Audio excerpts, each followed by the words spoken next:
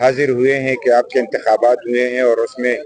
ریاض اور ان کے ساتھی جو تمام منتخب ہوئے ان کو مبارکباد دینے کے لیے یہاں پہ حاضر ہوئے ہیں،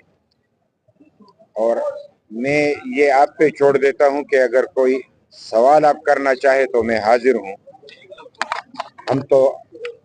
اس جمہوریت کو جو کہ آپ نے جاری رکھا ہوا ہے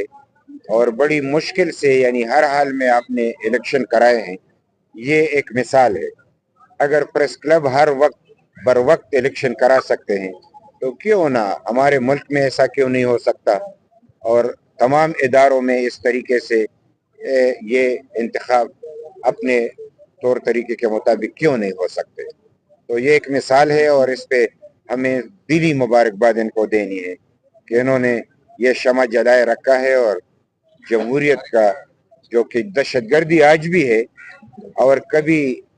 بڑی انتہا کو پہنچی تھی تو اس وقت بھی انہوں نے الیکشن کرائے تھے۔ ریاض صاحب اور ان کی تمام ٹیم کو جنہیں آپ لوگوں نے انتخاب میں کامیاب کروایا، سب کو مبارکباد دینے کے لیے حاضر ہوا ہوں، اور صوبائی حکومت کی جانب سے وزیر اعلیٰ خیبر پختونخوا علی امین گنڈاپور صاحب کی طرف سے اور پاکستان تحریک انصاف کے تمام کارکنان کی جانب سے تہہ دل سے